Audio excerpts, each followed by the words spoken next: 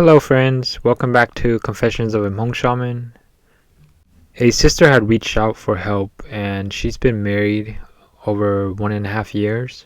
Been told by a few other shamans that she had spirit guides. But when her grandpa, which was an older generation shaman, looked into her, he said that she didn't have any shaman guides. The grandpa checked her chominyo, or which is like a bridge for your kids to be able to cross over so that you can have kids.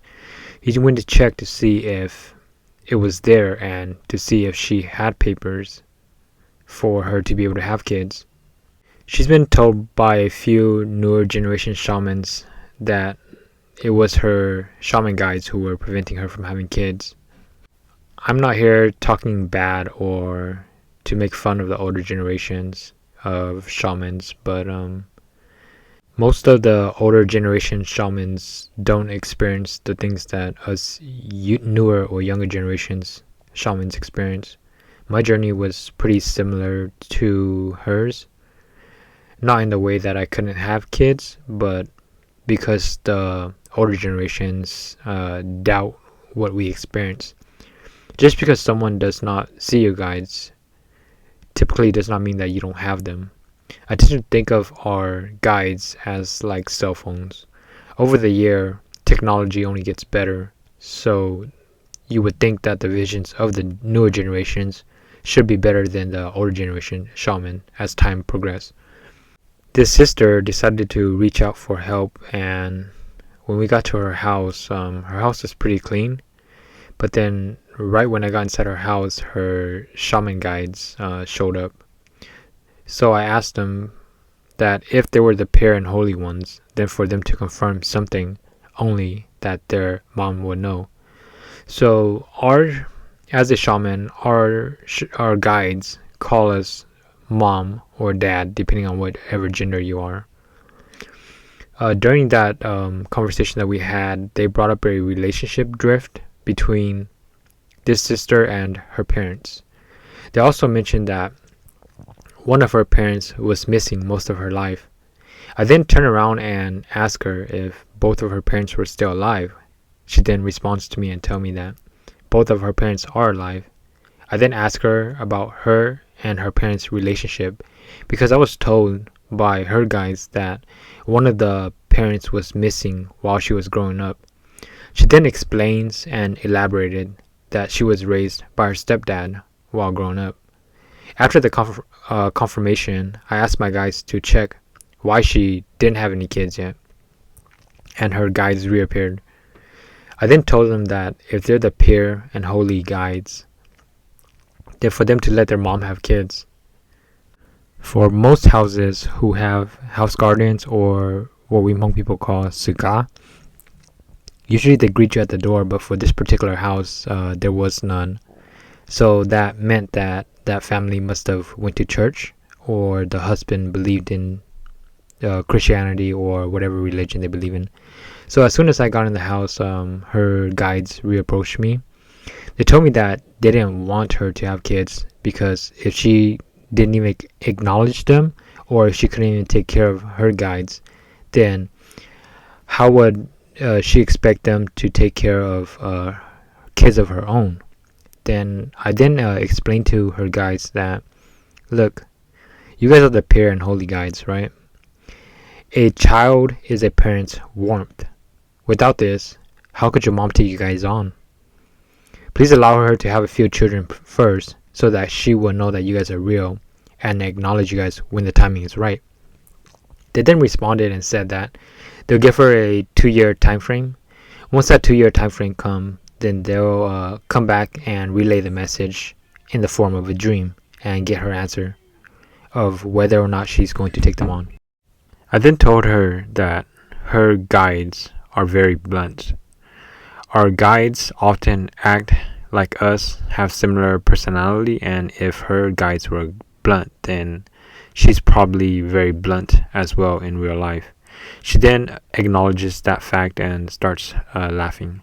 We then move into the house, and as we were gathering their family into a group, their mother-in-law pops out.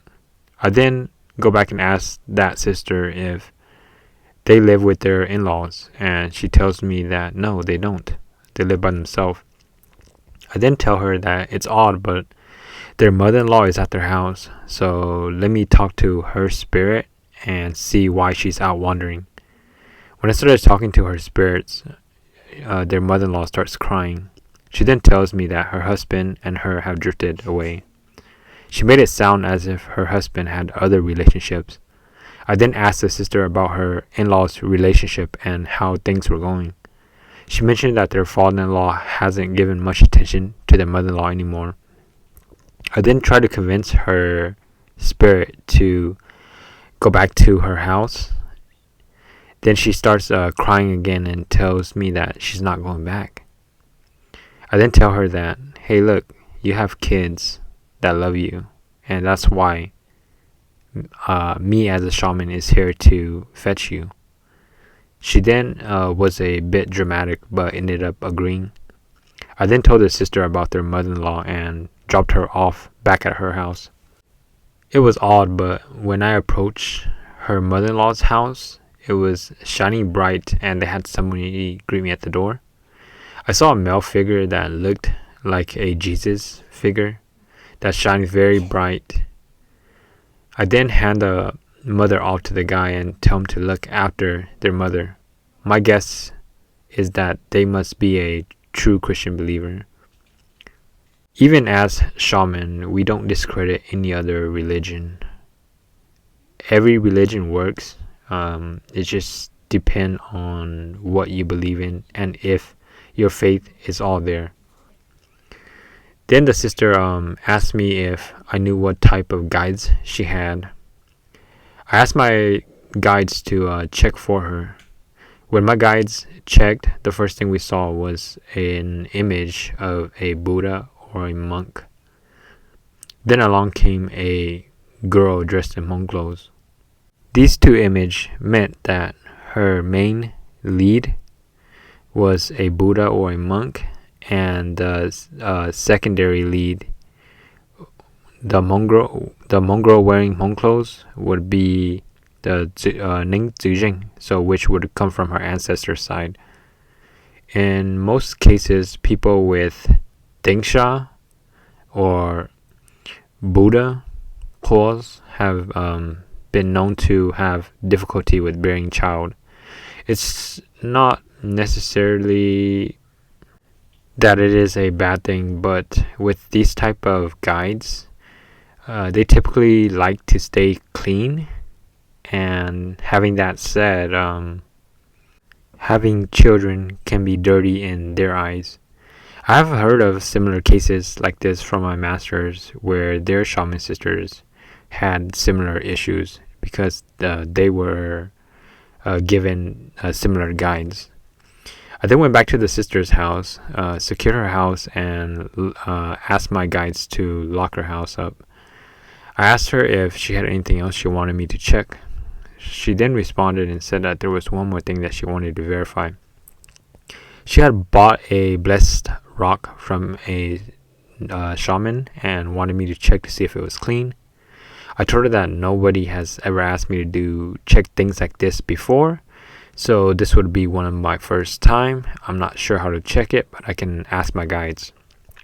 I then asked my shaman guides to check the rock, and what they told me was that she would know whether this rock is good or not because she was the one who purchased it. If she felt that this rock is good for her to keep, then keep it. If she had a bad feelings toward the rock, then for her to toss it. The reason why they said this is because we as shaman try not to get involved into things that could ruin another person's reputation.